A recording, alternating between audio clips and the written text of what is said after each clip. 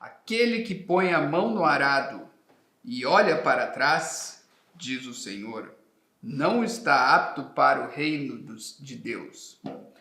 Assim começa o texto que nós vamos ler e eu vou comentar aqui com vocês, certo? Bem-vindos ao Instituto Hugo de São Vítor, certo? E começamos com uma citação do Evangelho, tá?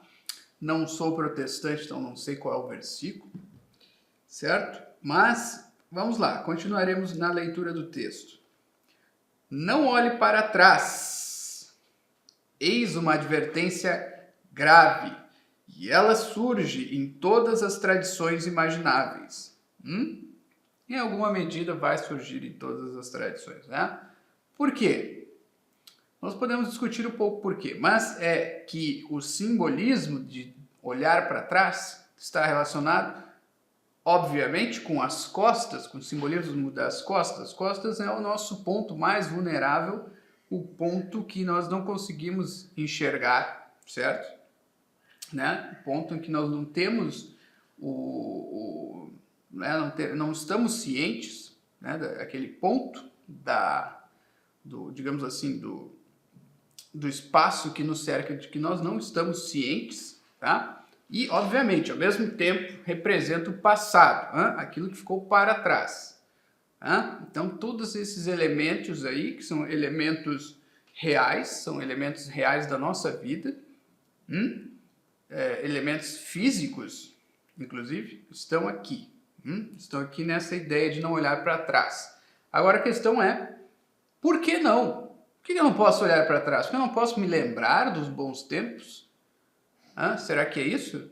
Eu não posso me lembrar da minha infância e tal, e acalentar um bom sentimento? Será que é isso? Bom, aí é o que nós vamos tratar aqui conforme avançamos. Não olhe para trás, eis uma advertência grave e ela surge em todas as tradições imagináveis. Em inglês, existe uma canção famosa de título, Don't Look Back in Anger. Significando em bom português, não olhe para trás com ressentimento. Então eu traduzi aqui ressentimento, anger, né, ao invés de traduzir pela talvez a opção mais comum, com ira, com irritação. Ressentimento, para mim parece mais adequado aqui para este caso. Essa é uma canção da banda Oasis, para quem não conhece. Não olhe para trás com ressentimento.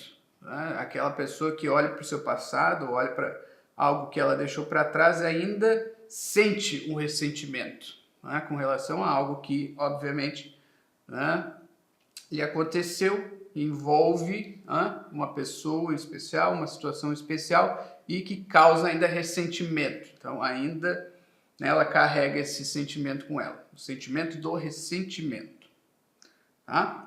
Continuando o texto. Porém, em boa parte dos casos, o problema não é tanto o ressentimento, às vezes mas nem sempre, acho que não é nem na maioria das vezes, quanto o, diz o texto, desejo.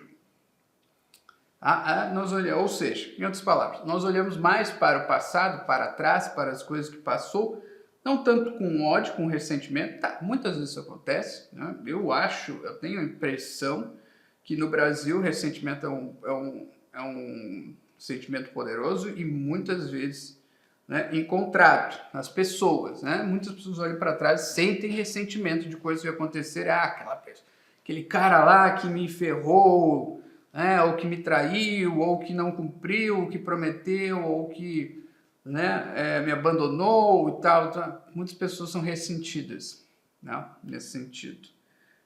Mas às vezes não é isso. Eu também não sei. Acho que boa parte dos casos não é isso. Não sei qual é a proporção matemática e estatística da coisa. Mas me parece que em boa parte dos casos não é isso.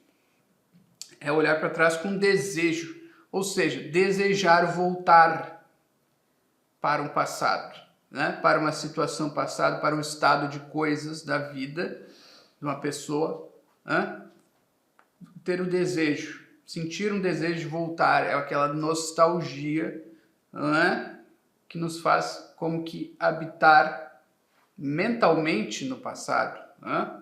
Esquecendo muito do presente, né? E pensando muito pouco no futuro também. Então a pessoa, não, eu queria voltar a uma situação que eu era de tal jeito que eu podia fazer tal coisa, hoje eu já não posso, seja por causa das minhas responsabilidades, seja porque eu me converti, eu já não posso mais, mas eu olho para o passado e eu lembro daqueles momentos em que eu me dava certas liberdades que agora eu não posso, e eu sinto um desejo de voltar. Embora outra parte de mim me diga que eu não deva, que eu não posso. Vamos continuar. Quem olha para trás desejoso de algo que abandonou ou renunciou, este está dividido, rasgado ao meio como um tronco dividido por um machado. Está dividido entre a visão racional dele, né? Ou, digamos assim, nós temos duas partes em nós que podem tomar decisão, ou que podem querer algo, né? Em termos técnicos, nós temos dois apetites, coisa assim, duas fomes interiores, tá? Uma é o apetite concupiscível, termo técnico, tá? Para quem quiser depois explorar, né? Que quer as coisas deleitosas aos sentidos, como uma boa comida, tá? Né? Ou como assistir uma boa série em casa, debaixo do cobertor, tomando um chocolate quente, essas coisas que agradam os sentidos. Tá? Esse é um dos apetites que nós temos. Nós temos um outro, porém, que é o apetite chamado racional. Tá? Esse primeiro apetite, então, concupiscível, também é chamado às vezes de desejo. E um outro que é o racional, que é a vontade. Tá? Desejo e vontade não são duas coisas iguais. Então, a nossa vontade, né, racional, ou seja, aquilo que nós deliberamos e decidimos com base na razão, no pensamento, muitas vezes nos diz que, olha, aqui eu já não posso mais, isso aqui eu não posso mais, aquele outro eu não posso mais, não devo mais, mais do que não posso, não devo, eu tenho um dever de não fazer tal coisa, tá? Mas o desejo, né, pede que nós façamos a coisa, que nós racionalmente não queremos. Isso nos divide. Entenderam aí? Qual é a ideia por trás disso aí? De estar dividido como um tronco dividido por um machado. Nossa alma seria assim. Continuando. Quando a esposa de Ló olhou para trás durante a fuga de Sodoma e Gomorra na Bíblia, ela provavelmente albergava ao peito ainda algum sentimento confuso em relação às cidades em chamas. Mas algo mais. Então, uma coisa é esse sentimento confuso, esse desejo. Talvez ela gostasse mais do que gostaria de admitir de viver em Sodoma e Gomorra, né? Naquela cidade onde era assim, putaria o tempo todo, né? Vamos para usar uma palavra forte aqui, né? Mas é para que fique claro, tá? Então, ela gostava de alguma forma disso, não que ela participasse necessariamente, né? Mas talvez ela gostasse, talvez uma parte dela, aquela parte que eu falei que é o apetite concupiscível, gostasse, tá? Então ela olhou para trás para ver a cidade em chamas como quem olha e para dar o último adeus a algo que de alguma forma apelava a ela, né? Mas não é só isso. Aqui diz aqui, ó, algo mais, uma pitada de curiosidade. Não tem a curiosidade que é uma coisa intelectual. Ela olhou para trás para ver também como é que é essa cidade, como é que é, o que é essa história aí que choveu enxofre, né? Na cidade, choveu fogo sobre a cidade. Deixa eu ver isso aí, um espetáculo incrível deve ser. Deixa eu ver isso aí. Só que ela tinha recebido, todos eles tinham recebido de Deus a advertência para não olhar para trás, para não olhar o espetáculo, no espetáculo cênico, de fogo que desce do céu, enxofre que desce do céu como uma chuva de fogo e destrói as cidades. Mas ela tinha a curiosidade, ele olhou também. Então, desejo e curiosidade são esses elementos que nós vamos enfatizar aqui para explicar essa história de não olhar para trás. Por quê? Por causa dessas duas coisas.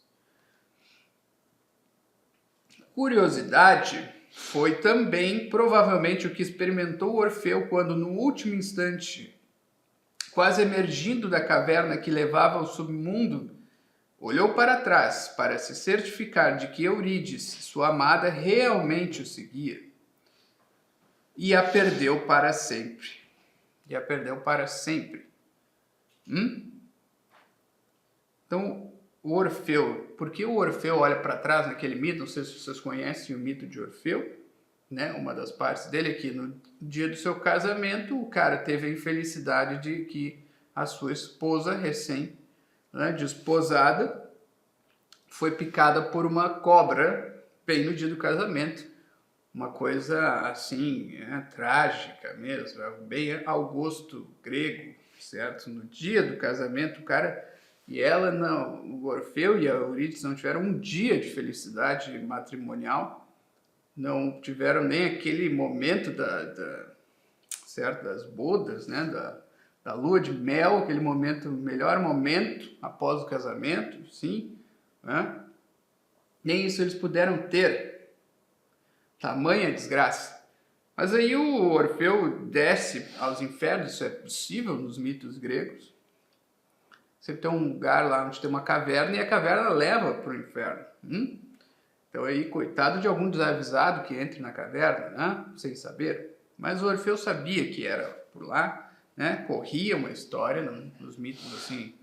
Há pessoas que sabem tem essas informações assim, escabrosas, né? Cavernosas mesmo. Aí ele desce e ele comove o inferno com a sua canção, com a sua música, né? Aquilo que o cara caracterizava mesmo, né? A capacidade de seduzir todo mundo com a música. Esse é o Orfeu. E aí ele consegue obter, então, a permissão para levar de volta Eurídice. Leva aí, pô, tá um cara muito legal, tu canta muito bem aqui, eu fiquei feliz da vida. Tu me alegraste aqui. Disse o Hades para ele e a Perséfone, sua esposa, ambos muito felizes com a presença de Orfeu lá, que era vivo, né? Desceu vivo aos infernos, ao Hades. E aí ele vai levar de volta. Só que, vou levar de volta a minha Eurídice. Só que, diz o Hades, aí tu não olha para trás. Ela tá indo. Tu vai ter que ter fé. Ela vai estar te seguindo. Só não pode olhar para trás até sair da caverna. Só essa é a condição. Nada mais.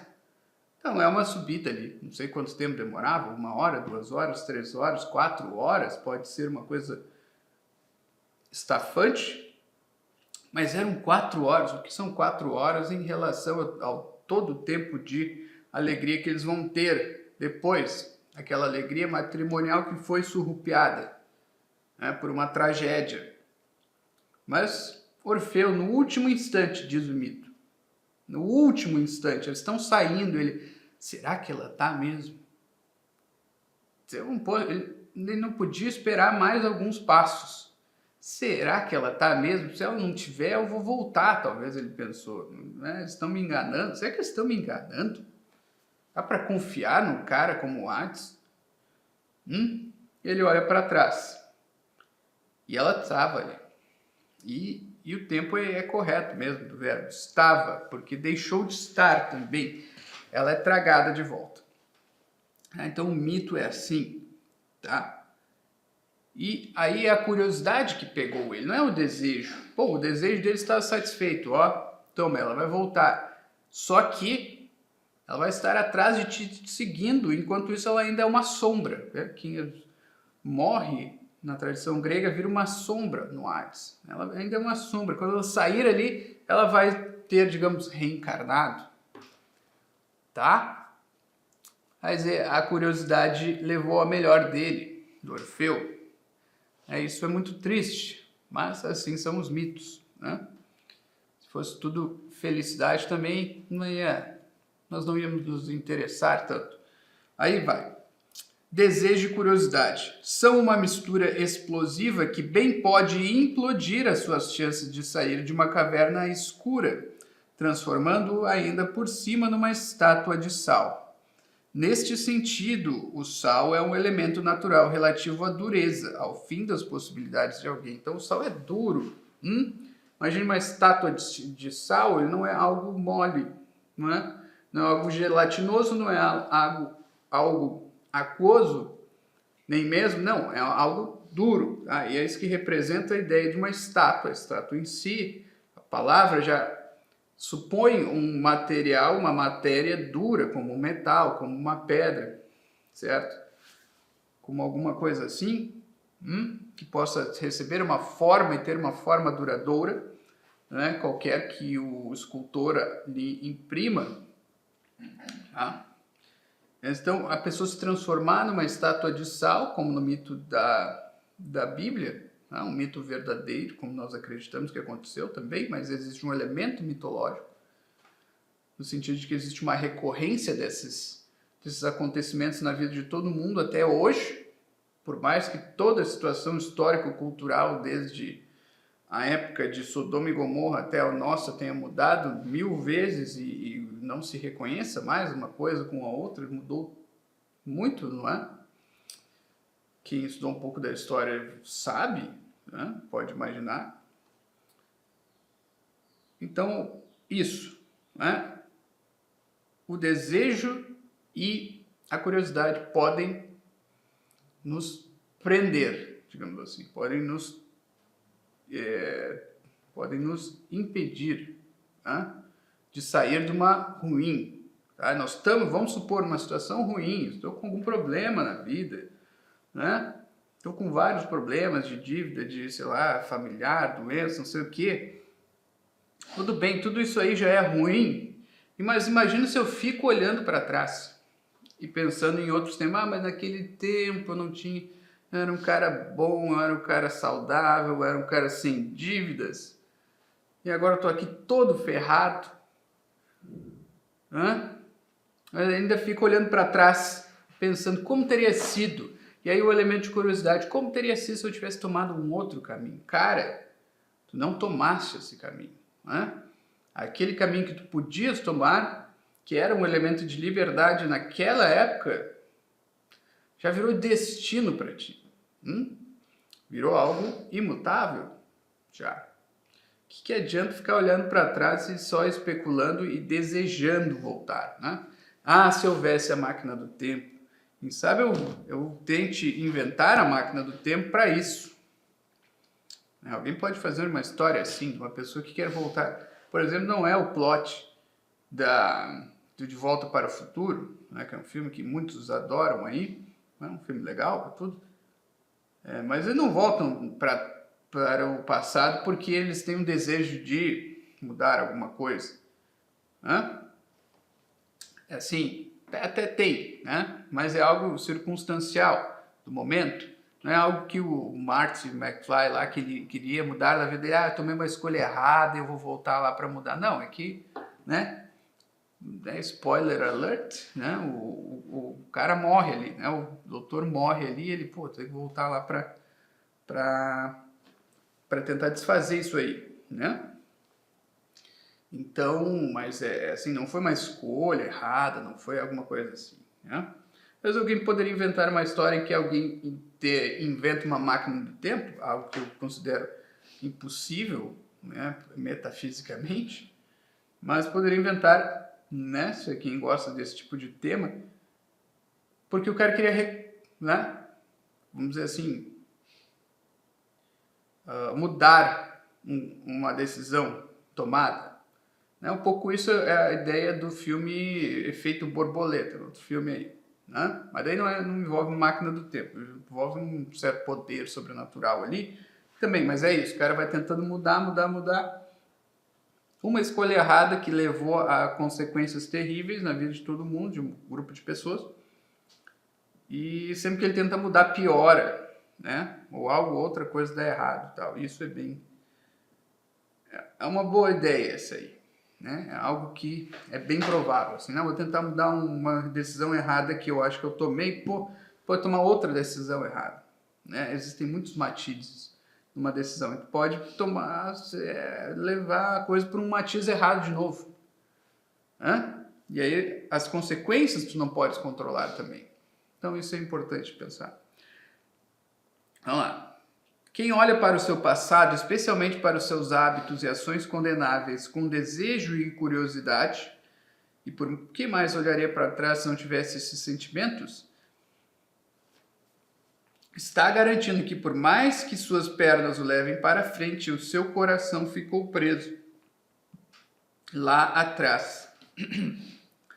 Hã? Então, assim, também tem isso. Principalmente para aqueles que são convertidos, né? De uma vida... Nem todos tiveram uma vida horrível, de ações muito tenebrosas. Né? Alguns se convertem de uma espécie de mornidão, assim. Né? Eram pessoas mornas, mas nunca fizeram grandes atos reprováveis. E tudo bem, né? Parece melhor, né? Mas tem aqueles que se convertem de uma vida de luxúria ou de qualquer outra coisa, de crimes às vezes, tá? Não sei o quê. E o cara olha para trás,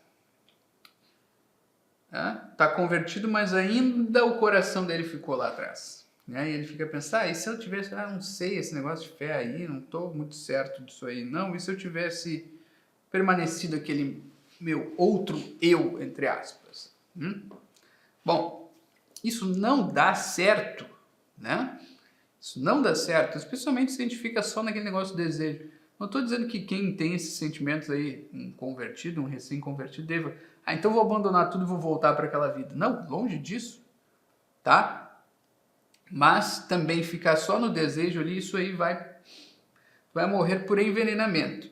Se tu voltares mesmo à tua vida anterior, tu vai morrer, digamos assim, por guilhotina, né? É rápido e certeiro. Agora, se ficar só no desejo e acalentando esse desejo, aí tu vai morrer por uma espécie de envenenamento. Vai ser uma morte lenta, talvez mais dolorosa. Continua. E aí não adianta pôr as mãos no arado para trabalhar em novos campos, com novos ideais, com novos valores, pois vai arar o campo e semear sementes de que não vai cuidar como deve, ansiando voltar a provar os frutos envenenados que ficaram para trás. Então aí é muito claro, né? A casa dividida vai ruir, tá? Vocês sabem disso, vocês já ouviram falar disso. E também nós estamos falando dessa situação de uma pessoa, de um ser humano, né, que está dividido, cuja casa, né, o seu ser está dividido. E aí isso nós trazemos aqui, especialmente para o nosso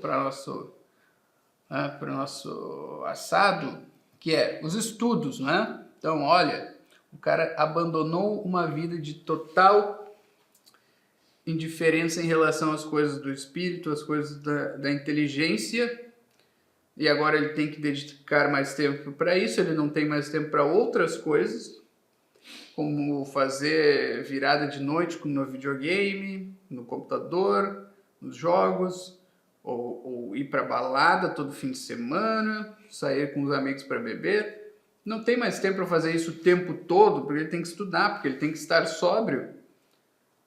Porque ele tem que estar com as energias mentais funcionando, não é? Então,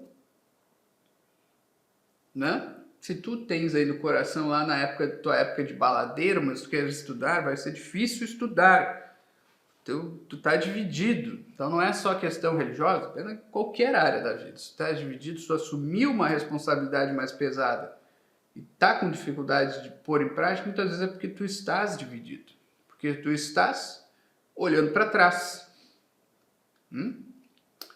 Para terminar, desejo e curiosidade. Não fique refém dessas coisas, em especial quando elas ficaram presas num passado que passou. Às vezes o passado passou mesmo, tu não tens como voltar lá atrás. Não, eu quero voltar para aquela minha roda de amigos, né, que eu meio que abandonei, eu quero voltar. Mas a roda de amigos já não existe mais. Aqueles amigos já não se encontram mais, um foi para um lado, um foi para o outro, um está mal das pernas, um está totalmente bitolado, todo errado, o outro formou a família, não tem mais tempo. Então, o passado passou e tu estás lá ainda. Mas e se? E se nós tivéssemos ficado juntos, indo para balada todo fim de semana, se divertindo e tomando tudo que é pileque da vida? Né? Não adianta mais, já passou, já acabou. Acabou. Às vezes as coisas na vida acabam. Certas possibilidades somem, desaparecem. Talvez tenha passado para o seu próprio bem. Muitas vezes é isso. E a gente não consegue aceitar. Pelo menos pensar assim. Talvez tenha passado para o meu próprio bem. Mas o coração está lá. Não, mas eu queria voltar. Mas eu queria voltar. Então tu não aceitaste ainda. Né? E é difícil. Eu concordo. Certo? Mais ainda, o reino dos céus não está no passado, mas lá na frente. No futuro pelo qual você tem de lutar. Aí é lutar, né? Não é mais ficar pensando lá e desejando. É lutar, uma coisa muito mais concreta, né? E aí é o fim da nossa mensagem, certo, pessoal? Então, se vocês estiverem divididos, é por isso que esse mito, esse mitema, como se quiser, assim, que é um mito que recorre em várias culturas, de várias formas diferentes, de não olhar para trás, é importante, porque é isso que marca uma virada de página na vida ou uma passagem por um rito de passagem, né? Que marca um rito de passagem. O cara passou, então, se ele passou por esse rito, pelo rito que quebra, né? Que fecha as portas para certas possibilidades da vida, as infantis, as adolescentes, as da juventude, ele tem que ter passado pela porta mesmo, não pode ficar nos umbrais do negócio. Tem que fechar a porta e não olhar para trás, tá? Ah, mas eu nunca posso lembrar do negócio só para lembrar, contar para alguém como eu era, o que eu fiz, alguma coisa até interessante que eu fiz, importante para meu processo de maturação. Pode, não é isso. A questão é o desejo, a questão é a curiosidade principalmente, né? O que teria acontecido? Né? E se eu tivesse feito tal coisa? Não façam isso, certo? Então é isso, pessoal. Curte e compartilhe. Obrigado.